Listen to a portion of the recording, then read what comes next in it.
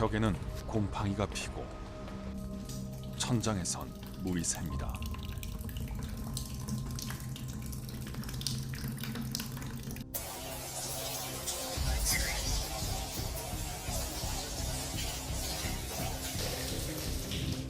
평생의 꿈이었던 내 집 마련은 입주 전부터 악몽으로 바뀌었습니다. 들어가자마자 하자 전문 업체 분 말씀으로는 여기 하이엔드 아니에요? 하이엔드인데 왜 이렇게 건물을 엉망으로 지어놨습니까?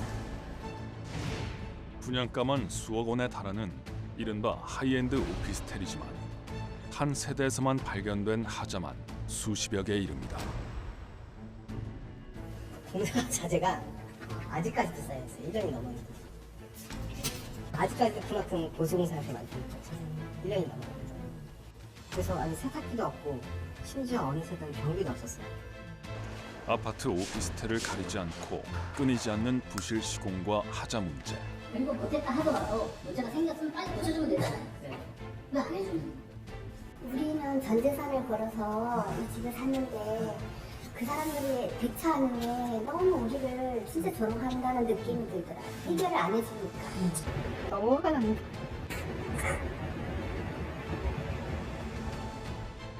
하자 투성이로 얼룩진 새집의 꿈. 그 불편한 실상을 지금 들여다봅니다. 오늘의 팩트체커 윤성훈 기자와 함께합니다. 윤 기자, 요즘 집값이 정말 많이 올랐잖아요. 그래도 열심히 모아서 새 집에 들어간다면 정말 행복할 것 같은데, 그런데 신축에서 발견된 뜻밖의 부실 시공과 하자로 인해서 입주민들 그리고 수분양자의 불만이 늘고 있다고요?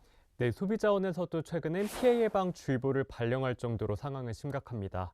지난 2022년부터 올해 상반기까지 접수된 공동주택 관련 피해 구제 신청은 모두 709건. 신청 사유를 보면 하자 관련이 71.4%를 차지해 가장 많았고 계약과 다르게 시공한 경우가 뒤를 이었습니다. 그래서 입주를 앞둔 이들은 하자 점검업체에 비용을 내고 사전 점검을 하는 경우도 늘고 있는데요. 그 현장을 통행해봤습니다. 입주를 앞둔 아파트 단지. 하자 점검 전문 업체와 함께 현장을 직접 살펴보기로 했습니다. 현관부터 거실과 주방 등 각 공간에 인력과 장비가 투입됩니다. 어떤 거 확인하신 거예요? 지금 열화상 카메라로 객체에 들어가는 단열재 부분에서 문제 있는지 확인하고 있습니다. 하자는 집안 곳곳에서 쉽게 발견됐습니다. 화장실 세면대는 물이 흘러내려가지 않았고 배수가 제대로 안 되고 있거든요. 그래서 문고리도 덜컹거립니다. 시공이 좀 덜 있어가지고 그래서 문제가 좀 생긴 것 같아요. 도배가 찢어진 곳도 있습니다. 고르지 않은 미장 마감도 발견했습니다. 보수가 필요한 부분에는 스티커를 붙여 표시합니다. 다만 이제 세대 안에서는 여러 최소한 80개에서 100개 정도씩은 거의 집집마다 나온다라고 보시면 되시고, 이렇게 곳곳에서 발견된 하자들은 시공사가 확인 후 보수 작업을 진행하게 됩니다. 그렇다면 찾아낸 하자 보수는 문제없이 고쳐질까? 경기도 파주시의 한 아파트를 찾아가 보았습니다. 이른바 AS 사후 점검 현장입니다. 내 집을 가서 하자 점검을 한 거의 결과를 시공사한테 전달을 하고 시공사는 이제 그거를 근거로 해서 AS를 하거든요. 그럼 이제 입주 지정 기간 동안에 내 집을 다시 방문해서 그 보수가 제대로 됐는지를 확인을 합니다. 집에 설치된 각종 냉난방기 상태를 다시 한번 확인하고 바닥에 매립돼 눈으로 확인하기 어려운 난방용 배관도 살핍니다. 이렇게 방 따라 쭉 가잖아요. 가다가 이렇게 돌아서 들어가는데 방에서는 또 안 보여요. 이렇게 보이죠? 레이저 레벨기를 활용해 벽과 바닥의 수평, 수직 상태도 꼼꼼히 점검하자 고쳐지지 않은 하자들이 보입니다. 지금 이렇게 육안으로 보셔도 벽이 이렇게 휘었잖아요. 네. 그러니까 지금 안 맞는 거죠, 라인이. 그럼 이런 분은 조치를 어떻게 해요? 뜯어내야 돼요.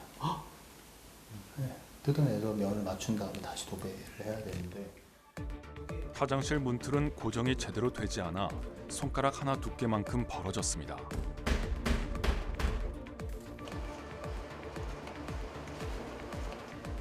주방 싱크대 밑에서는 공사 당시 사용한 것으로 보이는 쓰레기가 그대로 남아 있습니다. 청소를 안 할 것이지. 휘어진 발코니 창틀도 시정되지 않았습니다. 여기 보면은 지금 요 문틀이 이렇게 휘었어요. 보세요? 여기 타일 공간하고 여기 타일 공간하고 틀리죠? 네. 창문 밖 외벽에서는 갈라짐 현상도 눈에 띕니다. 보수를 한다고 덧칠을 해놨는데 그 이후에 또 다른 갈라짐 현상이 나타난 겁니다. 업체 측은 보통 10건의 하자를 발견해 신청하면 7건은 시정되지만 남은 3건은 시행사에 다시 보수를 요청해야 고쳐주는 경우가 많다고 말합니다. 건축 지식이 부족한 일반 입주민들이 이 모든 과정을 스스로 확인하기란 쉽지 않은 게 현실입니다. 아파트 말고 만들기 전에 물건을 미리 사는 게 없어요. 그렇죠? 아파트는 만들어지기 전에 이미 돈을 지불을 하고 그것도 부족해서 대출까지 받는데 그러면은 완성도에 대해서는 결국은 소비자 책임으로 돌아가거든요. 그래서 좀 네, 이렇게 크고 작은 흠이 많이 발견된다면 얼마나 속상할까 싶은데요. 새 집인데 맘 편하게 쉬지도 못할 것 같아요. 네, 말씀하신 흠은 크게 부실 시공과 하자로 나눠볼 수 있는데요. 부실 시공은 도면이나 설계대로 시공되지 않아서 구조물 안전에 영향을 미칠 수 있는 다소 중대한 상태를 말합니다. 하자는 도면대로 시공은 됐는데 이런저런 이유로 성능이 저하됐거나 기능 불량이 발생한 경우를 말합니다. 문제는 입주민과 수분양자들이 결함을 발견하더라도 설계 도면을 확인하기 어렵기 때문에 부실 시공인지 하자인지 명확히 판단하기 어렵다는 겁니다. 그럼 문제가 생겼을 때 입주민들은 피해를 구제받을 수 없는 겁니까? 관련법에선 담보 책임 기간 안에 하자가 발생할 경우 사업 주체가 손해를 배상하도록 명시하고 있습니다. 문제는 이런 피해 구제가 쉽지만은 않다는 건데요. 소비자원 조사 결과 하자 관련 피해 506건 가운데 하자 보수를 거부하는 경우는 43%, 하자 보수가 지연되는 경우도 27%에 달했습니다. 소가리를 할 수밖에 없는 입주민들을 직접 만나봤습니다. 인천의 한 대단지 주택입니다. 아파트와 오피스텔 등 1,800여 세대로 올해 1월 입주가 시작됐는데 지난 4월경 입주민들 사이에서 불만이 터져나오기 시작했습니다. 집안에서 정체불명의 벌레 사체가 무더기로 발견되기 시작한 것입니다. 주로 이제 창문가나 이런 데 많이 죽어 있거든요. 네. 밤에는 막 날아다니다가 낮 때는 이제 아침 되고 그러면 이런 데 막 떨어져서 죽어 있는 거예요. 바닥에.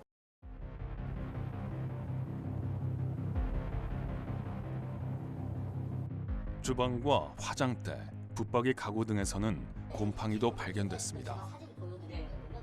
이렇게 접수된 민원은 약 144건, 피해 세대는 35곳이었습니다. 입주민들은 붙박이 가구가 부실하게 설치돼 곰팡이가 발생했고 이로 인해 혹파리가 무더기로 생겼다고 주장했습니다. 그러면서 건물 자체에 심각한 결함인 부실 시공에 해당한다며 지자체에 민원을 제기했습니다. 지자체 조사 결과 시공사는 9월에서야 부실 시공 대신 경미한 흠결인 하자만을 인정했습니다. 그 사이에도 입주민들은 혹파리에 시달려야 했고 시공사의 조치를 기다리다 아예 자체적으로 방역을 실시하기도 했습니다. 문제는 또 있었습니다.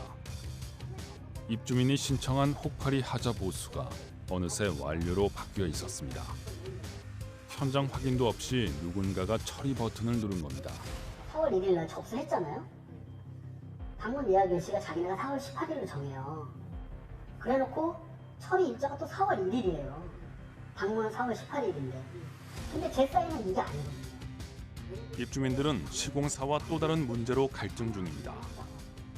여기가 이제 실내 게시거든요, 여기가. 네, 여기 보시면 이제 대형 실외기가 2개가 있어요. 저 안에 보시면. 10여 가구로 구성된 한 개층에 에어컨 실외기가 단 2개만 설치돼 있는 것이 원인입니다. 한 가구의 에어컨 전원이 꺼지면 대형 실외기 작동이 중단돼 해당 실외기에 연결된 다른 가구의 에어컨까지도 사용할 수 없게 설계돼 있는 것입니다. 한 층이 11세대인데 어떤 세대에는 많은 사람들이 있어서 과부하를 걸렸을 것이 되고 어떤 데는 사람이 없다 보니까 차단기가 내려져 있으니까 막 이제 다운되고 뭐 이랬을 거란 말이에요. 그러다 보니까 한여름에 갑자기 다 다운돼 버린 거예요. 전문가들은 기능상 하자에 해당할 가능성이 크다고 지적합니다. 하자가 생겨서 작동이 안 된 거를 개별 소비자 세대한테 그게 무조건 이해해라 이거는 기만 행위죠. 네, 듣기만 해도 입주민들이 상당히 불편했을 것 같은데 시공사의 입장은 어떻습니까? 시공사인 HDC 현대산업개발은 혹파리와 가구 마감 문제는 일부 제품의 품질 문제라며 가구 전면 교체와 방제 조치를 완료했고 에어컨 실외기의 경우 설계상 문제로 보이지만 시행사의 설계에 따라 진행한 만큼 시공상의 하자는 아니라는 입장을 밝혔습니다. 다만 하자 보수를 하지 않은 세대의 완료라고 처리한 건 일부 직원의 시스템 사용 미숙으로 혼선이 빚어진 것이라고 해명했습니다. 네, 그렇다면 이런 부실 시공과 하자가 끊이지 않는 이유는 뭡니까? 네, 소비자원은 최근 건축 원가 상승, 자재 수급 불안정으로 인해 아파트 등 신축 공동주택의 시공 품질이 저하되면서 하자 불만이 늘고 있다고 보고 있습니다. 전문가들은 건축 인력의 전문성 역시 시공 품질이 낮아진 주요 원인으로 지적했습니다. 이 원가들을 절감하기 위해서 빨리빨리 공사를 진행하는 어떤 관행, 그리고 이제 건설 전문 인력들이 예전에 비해서 전문성이 많이 떨어지고 내국인보다는 외국인들이 건설 현장에 많이 투입됨으로 인해서 나타나는 현상이고, 근본적으로는 선분양 제도로 인한 폐해라는 지적도 나오고 있습니다. 천장과 기둥에서 물이 쉴 새 없이 흘러내립니다. 빗물 바지까지 설치해 흐르는 물을 담아내려 하지만 역부족입니다. 장마가 한창이던 당시 촬영된 서울 강서구 마곡동의 건축물입니다.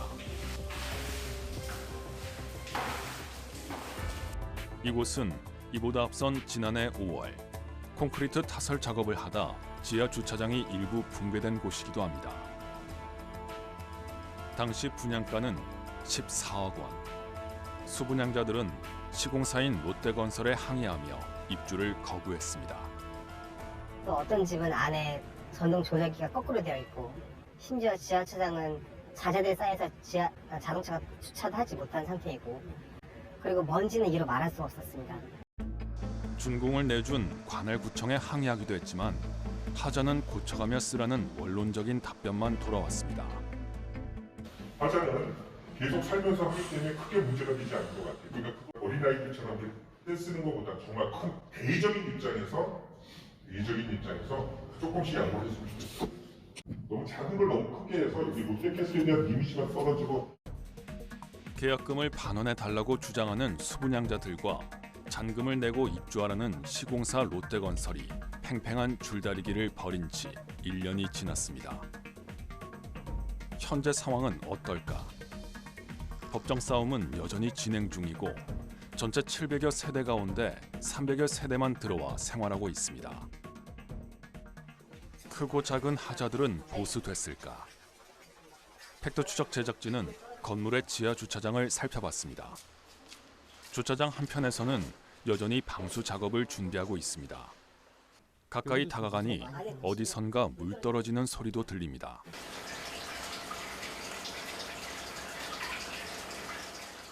장마철도 아니지만 천장 역시 군데군데 젖어 있습니다.